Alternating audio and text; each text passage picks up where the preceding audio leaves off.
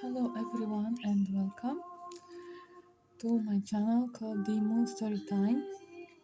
Today will continue read this lovely book called Fairy Tales, and I would like to thank you everyone for subscribing to my channel, for your likes, comments, for your donation. Any kind of support is appreciated. For donations you can find information down below, and today's story will be called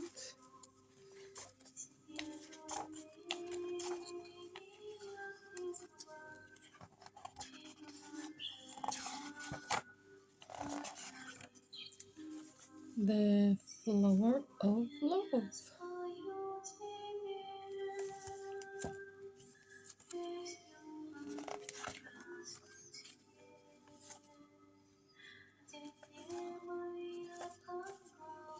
Only one more day and we shall be married, said Jim to Jemima.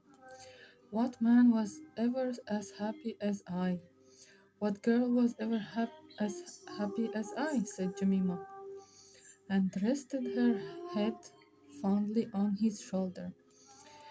They went for a walk in the wood, a last walk before their wedding day, and so entranced were they with each other's company that they walked deeper into the wood than ever before. They say there is a castle somewhere in these woods, said Jim. A castle where an old witch lives. Why would anyone build a castle in a wood? Said Jemima. Castles are built in the open, on the top of hills. Ah, but they say this old witch has terrible secrets to hide. Prisoners, captives, pretty girls like you, he teased. Jim could feel her hand trembling deliciously inside his own. They say she has taken even 100 into that castle of hers, and not a one has ever come out again. And he laughed at the silliness of the story. Jemima's hand slipped from his own, and he turned to us to see why. The laugh froze on his lips, for there was no Jemima beside him now.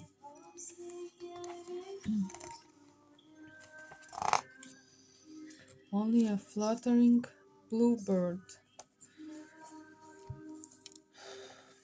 buffeting its little fragile body against his arm and shoulder and face. It sang the saddest song a bird ever sang. Jim would have taken the bluebird in his palm and stroked her feathery little head, but he found he was frozen to the spot, powerless to move. His limbs were as heavy as the branches of the trees round about, his legs fixed as fast as the tree roots. In her distress, Jemima clambered up against her motionless sweetheart, thrilling shrilly in his ear, but Jim could say nothing to comfort her, do nothing to help her. Beyond her fluttering wings, he glimpsed a stark iron gateway in an ancient wall. Through it now came a bent old woman, rubbing her bony hands together with glee. Another little birdie for me. Good, good, excellent, very pretty. Here, my little chickadee. Here, my pretty wee creature. Fly, fly, Jim wanted to say, but Jemima was too busy fluttering frantically against his face, trying to rouse him. The witch scurried up, birdcage in hand, and with a dreadful cackling laugh, scooped little Jemima into the wicker prison. Another for my Avery, she crowed, then snapping her fingers scornfully under Jimima's nose. She turned and went back through the gate. The rain rained on Jim. The wind blew on him and carried away his hat and neckerchief. Not until his sun rose next morning was he able to move again, to rattle at the locked gate, to pound with his fists on the high walls, calling, "Let her go, please, let her go. She's my all. She's my everything. Jamila!" Guests gathered for the wedding, but no bride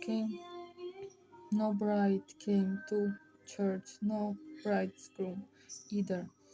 For on his wedding day, Jim was running distractical, distract, distractically around the endless castle wall, trying to find a way in.